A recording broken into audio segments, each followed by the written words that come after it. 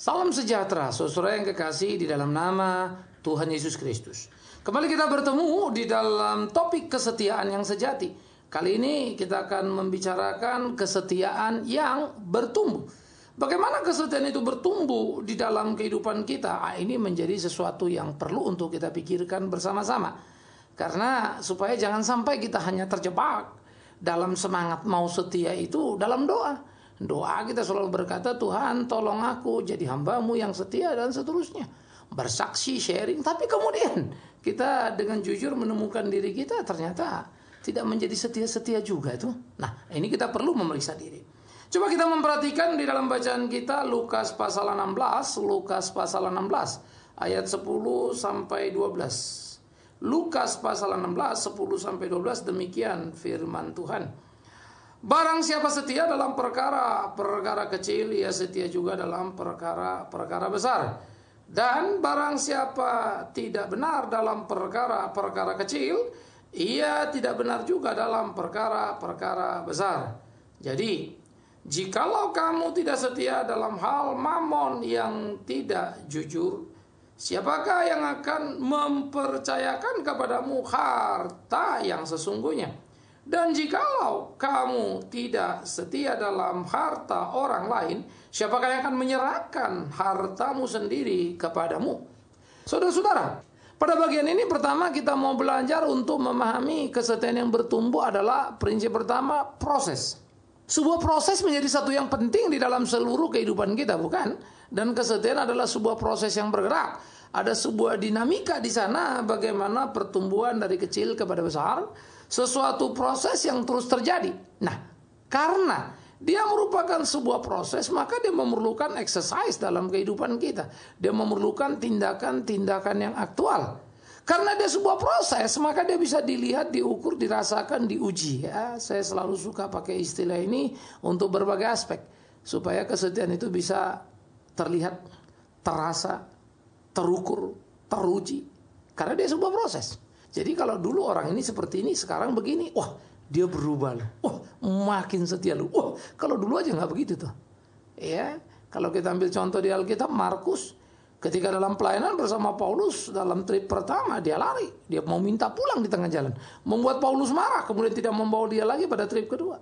Tapi kemudian hari Markus berubah, dia tidak lagi menjadi orang yang seperti itu. Jadi ada sebuah proses.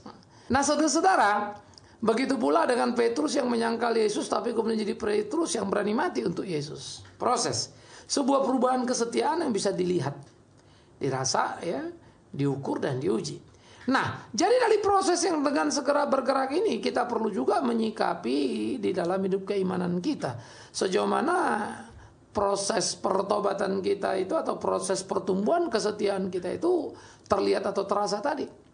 Ini menjadi hal yang serius yang perlu untuk kita pikirkan bersama supaya kita itu menjadi orang yang tidak terjebak pada perangkap yang salah dalam kehidupan ini, melainkan tetap terus berjalan di dalam jalan yang Tuhan kehendaki sehingga sungguh-sungguh semuanya menjadi kepujian kemuliaan untuk nama Tuhan kita. Jadi sebuah sikap hidup yang sungguh yang harus kita pahami di dalam kesetiaan adalah apa? Proses. Bagaimana kesetiaan itu berproses, ya, dari kecil menjadi besar, berproses dari yang kurang menjadi lebih, kan begitu. Nah, jadi dia sebuah proses yang harus kita jalani. Jadi ada waktu di sana, ada tindakan demi tindakan, ada peristiwa demi peristiwa yang tercatat. Aspek yang kedua yang menjadi pikirkan penting kita juga dikatakan di sana apa? Kalau kau setia dalam perkara kecil, ku tambahkan kesetiaan dalam perkara yang besar. Jadi kesetiaan juga menyangkut kepada kasih karunia dari Tuhan. Kemampuan ekstra yang ditambahkan oleh Tuhan di dalam atau kepada kemampuan yang sudah ada pada kita. Kita sih sudah punya kesetiaan, tetapi Tuhan menambahkan kepada kita kesetiaan yang lebih lagi. Menyenangkan bukan kalau kita menjadi orang yang dipercaya Tuhan, yang ditambahkan Tuhan kesetiaan. Menyenangkan bukan kalau bisa hidup kita ini menjadi hidup yang kita jalani dan menjadi satu hidup yang diperhatikan oleh Tuhan. Sehingga akan menimbulkan satu kekaguman terhadap diri sendiri. Kekaguman itu begini maksudnya ya. Ini bukan jadi narsis, bukan begitu ya. Bukan GR, bukan. Tetapi kekaguman dalam pengertian, kok aku bisa jadi begini ya. Sehingga kemudian kita berkata, aduh terima kasih Tuhan, terima kasih Tuhan. Nah, kenapa? Karena sebetulnya kapasitas saya tidak sampai di sana. Tapi kok bisa ya? Karena Tuhan menambahkannya. Nah, inilah kasih karunia yang harus dipahami oleh setiap kita, saudara. Sehingga kesetiaan itu menjadi satu wujud yang sangat luar biasa. Sampai Alkitab mengatakan supaya kalau kita setia mengiring Tuhan itu setia sampai kapan? Setia sampai mati loh. Hebat kan? Jadi tidak berhenti. Sehingga kesetiaan yang berproses tadi menjadi satu kesetiaan yang terus bertambah karena kasih karunia tadi. Yang bergerak dalam kehidupan kita. Yang membuat kita menjadi orang yang sungguh-sungguh hidup sesuai dengan kehendak Tuhan. Sehingga hidup yang kita jalani menjadi hidup yang menyenangkan hati Tuhan. Nah itu perlu. Nah jadi kita jangan terjebak hanya pada sekedar sebuah doa, kesaksian, sharing, mau setia. Karena itulah kesetiaan tadi seperti yang saya katakan, dia harus menjadi sebuah proses yang terlihat, proses yang terasa, proses yang terukur, proses yang teruji. Lalu kemudian dia menghasilkan sebuah perubahan-perubahan dan Tuhan menambah-nambahkan kepada kita satu kemampuan ekstra untuk kita setia. Itu apa yang disebut sebagai kasih karunia. Jadi saudara-saudaraku yang kekasih, nilai-nilai hidup kita itu menjadi nilai-nilai hidup yang tinggi, menjadi nilai hidup yang menyenangkan, dan itu bisa membawa kita untuk makin hari makin dekat dengan Tuhan. Wah, indah ya. Dan itulah seharusnya kehidupan kita. Dan itu yang perlu. Jadi jangan salah paham di dalam kita mengerti apa sesungguhnya yang menjadi kehendak Tuhan dalam kehidupan kita. Jangan menjadi salah paham di dalam menilai kesetiaan itu. Oleh karena itulah kalau kita mau berharga di mata Tuhan, ya kita mesti belajar setia terhadap apa yang Tuhan kehendaki, terhadap apa yang Tuhan inginkan. Ya, jadi kesetiaan itu bukan bim salah bim, begitu bapak gerbuk prak dia satu benda lalu namanya setia dan lalu kau jadi seperti itu. Tidak. Itu sebab banyak sekali anak-anak Tuhan, hamba-hamba Tuhan yang melayani dalam garis start yang sama, tapi bisa di garis finish yang berbeda. Ya. Nah karena itu kita memerlukan sebuah kejujuran, ketulusan di dalam kesetiaan kita itu. Sehingga motif itu hanyalah untuk menyenangkan hati Tuhan. Dan biarlah Tuhan yang melihat hati itu menambah-nambahkan kepada kita kesetiaan berdasarkan belas kasihan Tuhan itu sendiri. Dan kita menyadari tentunya semuanya karena Tuhan, bukan karena kehebatan diri. Indah sekali. Nah, karena itu kita perlu memeriksa diri kita dalam hidup pelayanan kita, saudara. Apakah saudara menjalani proses itu dari hari ke hari, di mana saudara bertanding, berusaha untuk setia melayani, setia melakukan apa yang menjadi kehendak Tuhan. Dan apakah saudara merasakan bagaimana kesetiaan saudara itu menjadi perkembangan yang luar biasa? Lalu saudara merasa bahwa kok aku akhirnya bisa melakukan hal-hal yang apa dulu aku tidak bisa bayangkan. Puji Tuhan. Nah di situ kita bisa menikmati kesetiaan yang memberikan kepada kita kepuasan terhadap diri, kepuasan terhadap batin kita, dan kita akan berkata, terima kasih ya Tuhanku, kau tolong aku. Itu menyenangkan. Nah saudara-saudara yang kekasih, aspek berikutnya adalah bagaimana kita belajar kesetiaan itu bertumbuh, yaitu apabila engkau setia dalam perkara yang kecil, dikatakan kita akan diberikan kesetiaan dalam perkara yang besar. Sehingga ini menjadi bagian yang penting dalam kehidupan kita, setia dalam perkara kecil dan setia dalam perkara yang besar. Setia dalam perkara kecil artinya bagaimana kita melakukan hal-hal yang berkaitan dengan tugas tanggung jawab kita yang tampaknya biasa-biasa saja, ya, tetapi perlu untuk disikapi dengan serius. Izinkan saudara-saudaraku saya bersaksi tentang apa yang saya alami dalam proses kesetiaan melayani Tuhan itu. Tuhan yang baik itu, Tuhan yang luar biasa itu. Saya menjadi guru sekolah minggu ya di sebuah gereja. Saya ngajar sekolah minggu. Nah namanya ngajar sekolah minggu kan kelas itu tergantung kita toh. Nggak ada yang lihat, nggak ada yang ngawasi toh, nggak ada yang gaji kita juga sih. Ya. Dan karena itu pekerjaan sukarela, jadi memang cenderung jadi suka-suka. Nah guru-guru sekolah minggu itu ada istilah bintang tamu, ntar datang, ntar enggak kan begitu. Ya. Nah bagaimana mau menjadi guru sekolah minggu yang setia itu? Saya pada waktu itu sudah bekerja dan menjadi seorang pekerja ya. saya melayani di sekolah minggu. Saya lakukan apa yang harus saya lakukan. Artinya pertama saya setia untuk datang setiap hari Minggu. Kan sekolah minggu itu hari Minggu. Jadi saya setia datang untuk hari Minggu. Tetapi yang kedua saya juga setia datang untuk tepat waktu. Sehingga saya datang lebih dulu dari murid-murid saya. Jangan sampai murid saya lebih dulu dari saya. Karena saya mesti siapkan ruang kelas, siapkan ini, siapkan itu, peralatan dan seterusnya. Oke. Dan saya setia mengajar kepada mereka. Ya, berusaha mengajarkan ya apa yang seharusnya, dan dengan itu saya dituntut juga untuk setia ngikutin kelas persiapan. Jadi saya ikutin terus kelas persiapan supaya siap untuk mengajar minggu depan. Kesetiaan ini terus bergulir dari minggu lepas ke minggu, terus bergerak, saudara-saudaraku yang kekasih. Dan kemudian kita juga belajar untuk setia dalam kepanitiaan. Setia untuk bertanggung jawab atas bagian-bagian yang dipercayakan kepada kita. Dan seringkali kalau saya dengan beberapa teman-teman mengurus pengurusan pelayanan kita, ada bagian-bagian yang bolong-bolong begitu ya. Rekan-rekan yang mungkin kurang tepat waktu, kurang memperhatikan tugas tanggung jawab, sehingga ada yang kurang lancar. Kita ambil bagian kita selesaikan, walaupun bukan bagian kita, demi kelancaran yang lainnya juga kita kerjakan. Kita hanya berusaha setia untuk menjalankan apa yang Tuhan mau, walaupun kadangkala hati kita juga jengkel ya. Kesel ya, mestinya bukan aku kok jadi aku. Capek kok sendiri, kira-kira begitu. Ada kejengkelan, ada kekesalan di sana.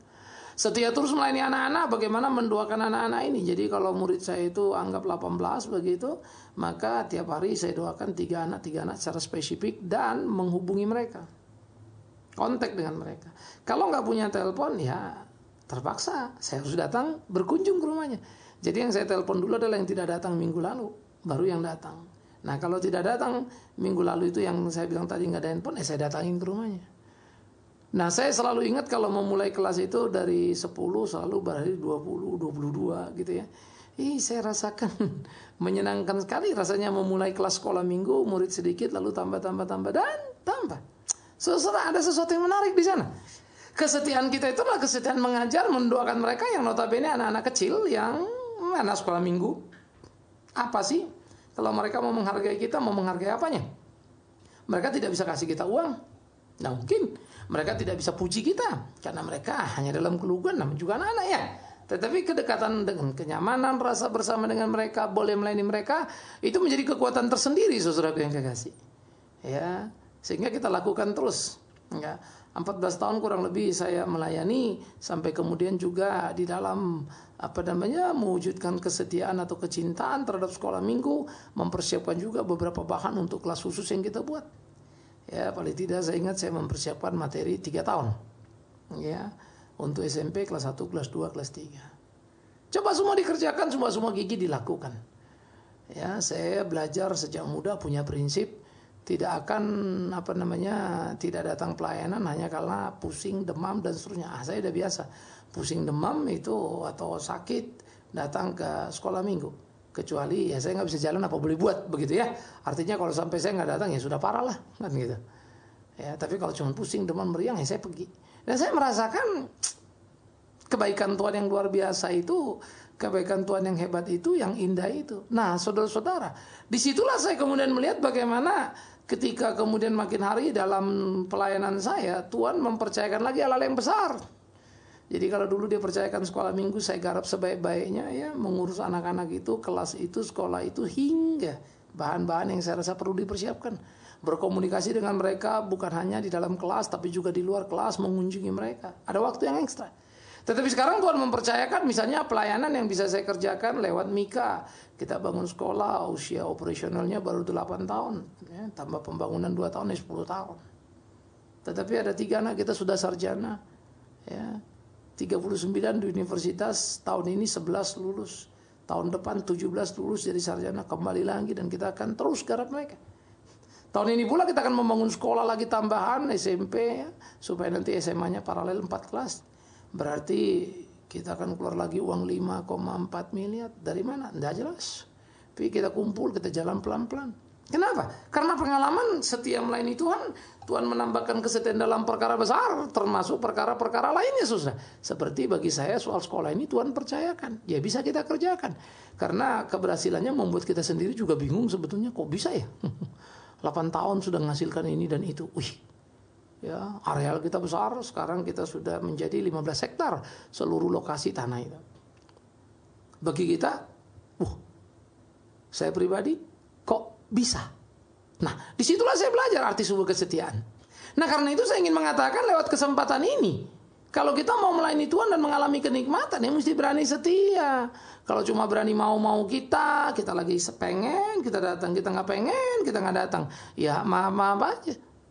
Ya, itu kan kita sudah menghina diri kita tidak akan pernah mendapatkan apa yang seharusnya menjadi bagian yang menyenangkan dalam kehidupan keimanan kita. Nah, itu kan satu sikap yang salah.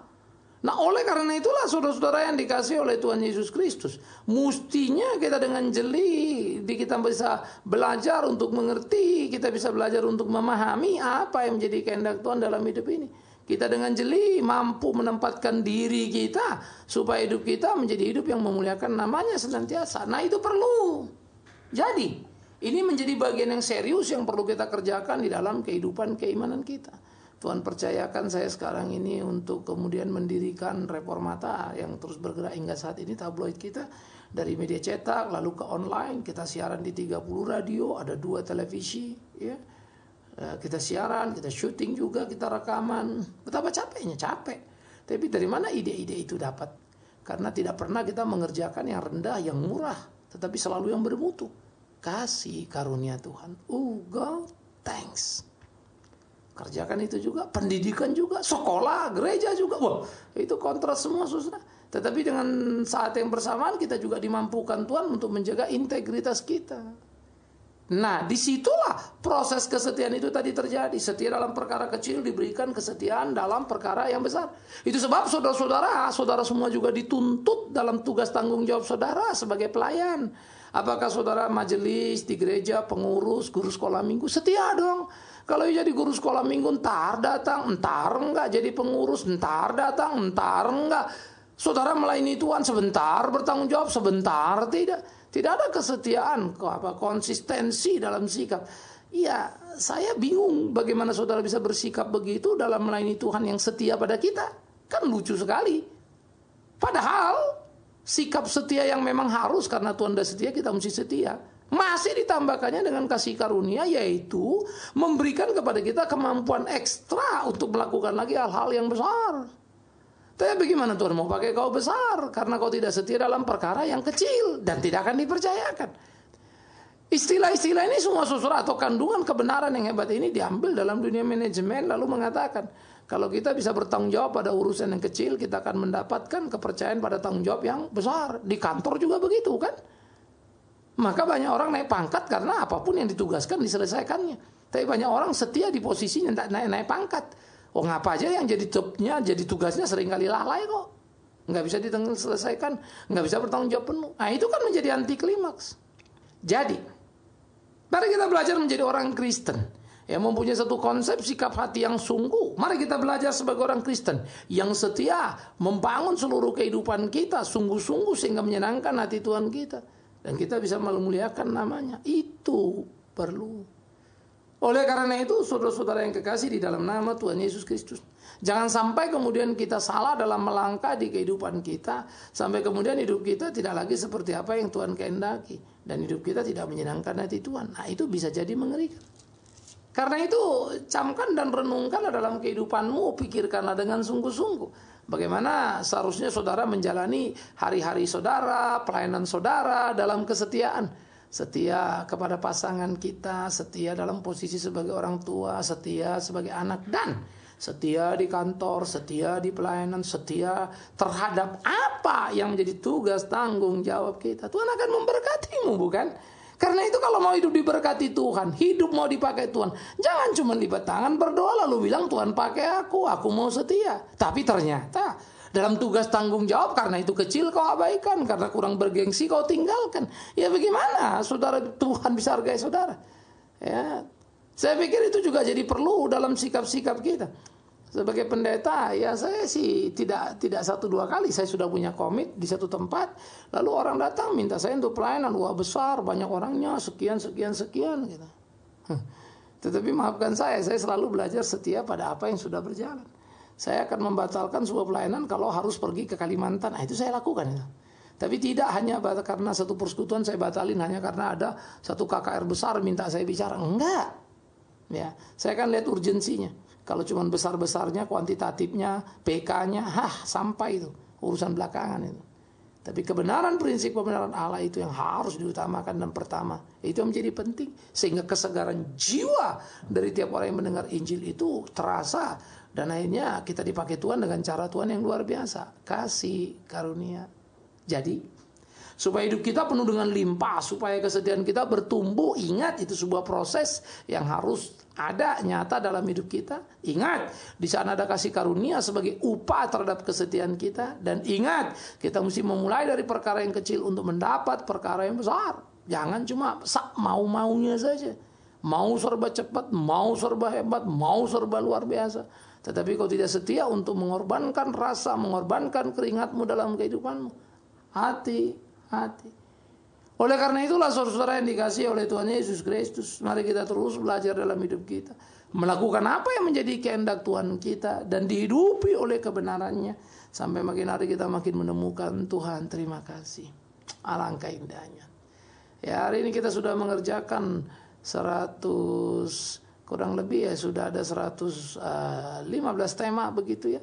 Masing-masing kali 4 ada 460 subtema dengan masing-masing siaran itu 20 sampai 30 menit. Bagaimana bisa itu? Tema yang berbeda-beda loh. Karena saya bukan tipe orang yang suka mengulang-ulang, terus menggali, meriset. Dari mana Bapak dapat? Jujur saja, saya pun bingung dengan apa yang bisa saya kerjakan. Menulis buku iya, khotbah iya, ceramah iya, KKR iya, topik psikologis iya, sosial politik iya, filosofis iya, family iya. Sampai saya pun bingung dengan apa yang ada dan saya hanya bisa mengatakan terima kasih Tuhan, terima kasih. Betapa baiknya Tuhan. Dan saya belajar setia untuk mengatakannya untuk ya, tidak untuk tidak, sekalipun akibatnya apa? Ada yang suka, ada yang nggak suka. Tidak apa-apa. Setia pada kebenaran karena harus. Ya, risiko wajar. Jadi marilah kita belajar untuk terus setia, untuk menemukan kenyamanan, ketenangan hidup di dalam kasih karunia Tuhan kita. Selamat mendapatkan itu dalam hidup saudara. Karena itu mulai dari hal-hal yang kecil, perhatikan. Sehingga saudara yang melayani sekolah minggu, majelis apa, kalau sudah mulai mundur-mundur, mulai malas-malas, ayo marah pada dirimu. Mulai sekarang rajin dan sungguh. Singer, asor, greeter, semua ya, jangan bikin-bikin murahan pelayananmu. Tuhan tidak akan menambahkan kasih karunia padamu. Terkenal sekejap, hilang kemudian. Padahal pelayan Tuhan tidak bisa seperti itu. Pelayan Tuhan akan terus di atas dan makin ke atas. Tuhan tolong pimpin dia. Berjalan hati-hati. Tuhan menyertaimu, Tuhan menyertaiku, Tuhan menolong kita. Amin. Mari kita berdoa. Kami bersyukur, kami berterima kasih untuk berkat-Mu ya Tuhan dalam hidup kami. Ajar kami senantiasa boleh memahami kesetiaan utuh, setia hidup mengiring-Mu, dan biarkan kami boleh mendapatkan kasih karunia-Mu, menikmati, bertumbuh, dan akhirnya menyadari betapa hebatnya Engkau Tuhan yang meminta kami setia tapi juga menolong kami. Karena itu tolonglah supaya kami jangan menjual diri tapi tetap setia kepadamu dalam melayani-Mu. Tidak lagi bermotivasi karena materi dan seterusnya, tapi sungguh-sungguh karena kehendak Tuhan yang dinyatakan di dalamnya. Demi Yesus Kristus Tuhan kami berdoa. Amin.